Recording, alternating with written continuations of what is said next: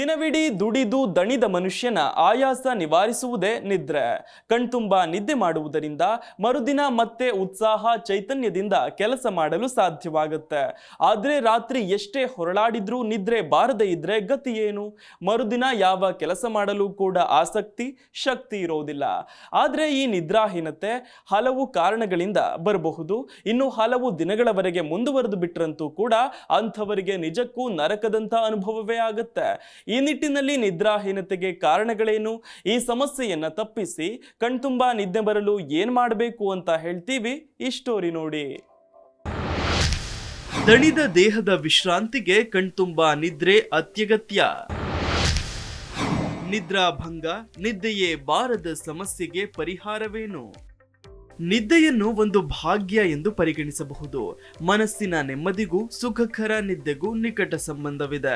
ಚಿಂತೆ ಇಲ್ಲದವನಿಗೆ ಸಂತೆಯಲ್ಲೂ ನಿದ್ದೆ ಎಂಬ ಗಾದೆ ಮಾತೊಂದಿದೆ. ಆದರೆ ನಿದ್ದೆ ಇಲ್ಲದೆ ಇರಲು ಚಿಂತೆಯೊಂದೇ ಕಾರಣವಾಗಿರಬೇಕಿಲ್ಲ. ಬದಲಿಗೆ ದೇಹದಲ್ಲಿ ಕೆಲವು ವಿಟಮಿನ್ಗಳ ಕೊರತೆಯೂ ಕಾರಣವಾಗಿರಬಹುದು.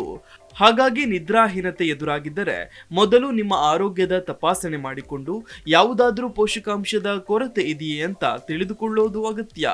ಹೆಚ್ಚಾಗಿ ಜನರು ನಿದ್ರಾಹೀನತೆ ಅಥವಾ ಸುಖ ನಿದ್ದೆ ಬಾರದೇ ಇರುವುದು, ಇಲ್ಲವೇ ನಡುವೆ ಎಚ್ಚರಾಗುತ್ತಾ ಇರುವಂತಹ ಮೊದಲಾದ ನಿದ್ರಾ ಸಮಸ್ಯೆಗಳಿಂದ ಬಳಲುತ್ತಿರುತ್ತಾರೆ.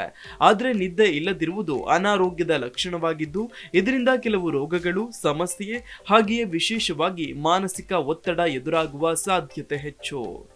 ಕೆಲಸದ ಕುರಿತಾದ ಒತ್ತಡ, ತಡರಾತ್ರಿಯವರೆಗೂ ಕೆಲಸ ಮಾಡಬೇಕಾದ ಅನಿವಾರ್ಯತೆ, ಮಲಗಿದಲ್ಲಿಯೇ ಸ್ಮಾರ್ಟ್ ಫೋನ್ಗೆ ಅಂಟಿಕೊಂಡೇ ಇರುವ ವ್ಯಸನ ಮೊದಲಾದವು ನಿದ್ರಾಹೀನತೆಗೆ ಕಾರಣಗಳು.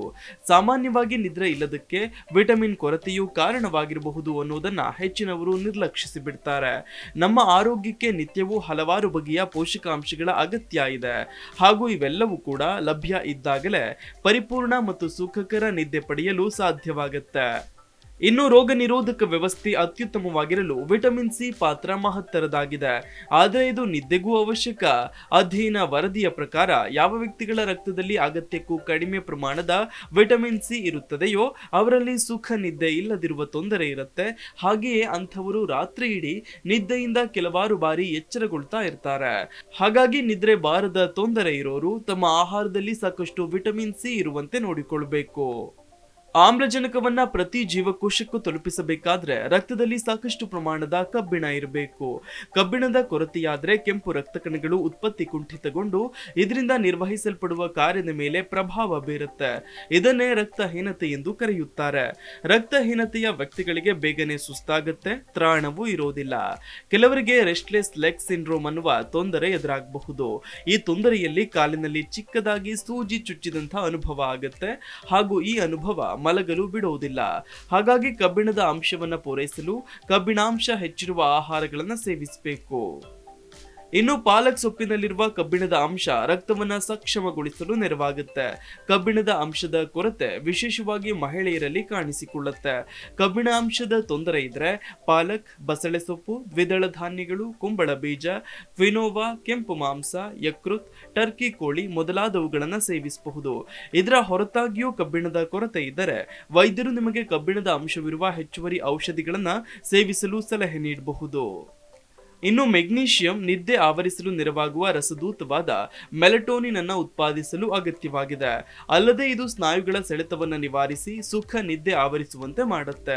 ಅಲ್ಲದೆ ಗ್ಯಾಮಾ ಅಮೈನೋ ಬ್ಯೂಟರಿಕ್ ಎಂಬ ಹೆಸರಿನ ಅಮೈನೋ ಆಮ್ಲದ ಉತ್ಪಾದನೆಗೂ ಕೂಡ ಮೆಗ್ನೀಷಿಯಂ ಅಗತ್ಯವಾಗಿದೆ. ಇದು ನಮ್ಮ ನರ ವ್ಯವಸ್ಥೆಯನ್ನ ನಿರಾಳಗೊಳಿಸುತ್ತೆ. ಸಮೀಕ್ಷೆಯೊಂದರ ಪ್ರಕಾರ 75%ಕ್ಕೂ ಹೆಚ್ಚು ಅಮೆರಿಕನ್ ಪ್ರಜೆಗಳು ದಿನದ ಕನಿಷ್ಠ ಅಗತ್ಯದ ಮೆಗ್ನೀಷಿಯಂ ಅನ್ನ ಸೇವಿಸದ ಕಾರಣ ನಿದ್ರಾಹೀನತೆಗೆ ಒಳಗಾಗ್ತಾರೆ. ನಿತ್ಯವೂ 600 ಮಿಲಿಗ್ರಾಂನಷ್ಟು ಮೆಗ್ನೀಷಿಯಂ ನಮಗೆ ನಿತ್ಯದ ಅಗತ್ಯವಾಗಿದ್ದು, ಇದು ಮೆಗ್ನೀಷಿಯಂ ಸಿಟ್ರೇಟ್ ಎಂಬ ಪುಡಿಯ ರೂಪದಲ್ಲಿಯೂ ಲಭಿಸುತ್ತೆ. ಆದರೂ ಕೂಡ ಇವನ್ನ ಹೆಚ್ಚುವರಿ ಔಷಧಿಯ ರೂಪದ ಬದಲಾಗಿ ನೈಸರ್ಗಿಕ ಆಹಾರಗಳ ಮೂಲಕ ಪಡೆದುಕೊಳ್ಳೋದೇ ಜಾಣತನದ ಕ್ರಮ. ಇನ್ನು ಹಸಿರು ಸೊಪ್ಪುಗಳು, ಕುಂಬಳದ ಬೀಜ ಇತ್ಯಾದಿ ಒಣಫಲ ಮೆಗ್ನೀಷಿಯಂನೊಂದಿಗೆ ಸಮೃದ್ಧವಾಗಿವೆ. ವಿಟಮಿನ್ ಬಿ12 ನಮ್ಮ ದೇಹದ ನರ ಮತ್ತು ರಕ್ತ ಕಣಗಳಿಗೆ ಅಗತ್ಯವಾಗಿವೆ. ಜೀವಕೋಶಗಳು ಶಕ್ತಿಯನ್ನು ಉತ್ಪಾದಿಸಲು ಈ ವಿಟಮಿನ್ ಬಳಕೆಯಾಗುತ್ತೆ. ಸಸ್ಯಾಹಾರಿಗಳು ಮತ್ತು ಹಾಲನ್ನು ಸೇವಿಸದ ವ್ಯಕ್ತಿಗಳು ಹಾಗೂ ವೃದ್ಧರಲ್ಲಿ ಈ ಅಂಶದ ಕೊರತೆ ಹೆಚ್ಚಾಗಿ ಕಂಡುಬರುತ್ತೆ. ಈ ವಿಟಮಿನ್ ಕಡಿಮೆ ಇದ್ದರೆ ದಿನವಿಡೀ ಸುಸ್ತು, ನಿದ್ದೆ ಬರದಿರುವುದು, ನಡುವೆ ಎಚ್ಚರವಾಗುವುದು, ಕೈಕಾಲುಗಳು ಮರಗಟ್ಟುವುದು, ಬೆರಳುಗಳು ಮತ್ತು ಹಸ್ತಗಳ ಒಳಗೆ ಚಿಕ್ಕದಾಗಿ ಸೂಜಿ ಚುಚ್ಚಿದಂತೆ ಭಾಸವಾಗುವುದು ಮೊದಲಾದ ಲಕ್ಷಣಗಳು ಕಾಣಿಸಿಕೊಳ್ತವೆ. ಒಂದು ವೇಳೆ ಇಡೀ ದಿನ ನಿಮಗೆ ಸುಸ್ತು ಅನಿಸಿದ್ರೆ ಈ ವಿಟಮಿನ್ ಕೊರತೆಯ ಹೊರತಾದ ಇತರ ಕಾರಣಗಳು ಇರಬಹುದು. ಇನ್ನು ಟ್ರಿಪ್ಟೋಫ್ಯಾನ್ ಅನ್ನೋದು ಒಂದು ಅವಶ್ಯಕ ಅಮೈನೋ ಆಮ್ಲವಾಗಿದ್ದು ಇದನ್ನ ಬಳಸಿ ನಮ್ಮ ದೇಹ ಪ್ರೋಟೀನ್ ಅನ್ನು ಉತ್ಪಾದಿಸುತ್ತೆ. ಅಲ್ಲದೆ ಇದು ಬಿ ವಿಟಮಿನ್ ಆದ ನಿಯಾಸಿನ್ ಉತ್ಪಾದನೆಗೂ ಅಗತ್ಯವಾಗಿದೆ. ನಿಯಾಸಿನ್ ಒಂದು ನ್ಯೂರೋ ಟ್ರಾನ್ಸ್ಮಿಟರ್ ಅಥವಾ ಮೆದುಳಿಗೆ ಸಂಕೇತ ಕಳುಹಿಸುವ ರಸದೂತವಾದ ಸೆರೋಟೋನಿನ್ ಉತ್ಪಾದನೆಗೆ ಅಗತ್ಯವಾಗಿದೆ. ಇದು ನಿದ್ದೆ ಸರಿಯಾದ ಸಮಯಕ್ಕೆ ಬರುವಂತೆ ಮಾಡುವಲ್ಲಿ ಕಾರ್ಯನಿರ್ವಹಿಸುತ್ತೆ. ಯಾವಾಗ ನಿಮ್ಮ ದೇಹದಲ್ಲಿ ಟ್ರಿಪ್ಟೋಫ್ಯಾನ್ ಇಲ್ಲವೋ ಅಥವಾ ಅಗತ್ಯ ಪ್ರಮಾಣದಲ್ಲಿ ಇಲ್ಲವೋ ಆಗ ನಿಯಾಸಿನ್, ಸೆರೋಟೋನಿನ್ ಉತ್ಪಾದನೆ ಆಗೋದಿಲ್ಲ. ಅಂದರೆ ಇದು ನಿದ್ರೆ ಇಲ್ಲದಂತೆ ಮಾಡುತ್ತೆ. ಈ ಟ್ರಿಪ್ಟೋಫ್ಯಾನ್ ಅನ್ನ ನಮ್ಮ ದೇಹ ಉತ್ಪಾದಿಸಲಾರದು. ಇದು ನಮಗೆ ಆಹಾರದಿಂದಲೇ ಲಭಿಸಬೇಕು. ಹಾಗಾಗಿ ಮೊಟ್ಟೆ, ಕೋಳಿ ಮಾಂಸ, ಚಿಯಾ ಬೀಜಗಳು, ಸಿಹಿಗೆಣಸು ಮೊದಲಾದವನ್ನ ಹೆಚ್ಚಾಗಿ ಸೇವಿಸಬೇಕು. ರಾತ್ರಿ ಆದಾಗ ನಮ್ಮ ಮೆದುಳಿನಲ್ಲಿರುವ ಪೀನಿಯಲ್ ಗ್ಲ್ಯಾಂಡ್ ಎಂಬ ಭಾಗ ಮೆಲಟೋನಿನ್ ಎಂಬ ರಸದೂತವನ್ನ ಉತ್ಪಾದಿಸುತ್ತೆ. ಇದು ನಮ್ಮ ದೇಹಕ್ಕೆ ದಿನ ಮತ್ತು ರಾತ್ರಿಯ ವೇಳೆಗಳನ್ನ ಸರಿಯಾಗಿ ಗಡಿಯಾರದಂತೆ ತಿಳಿಸುತ್ತೆ.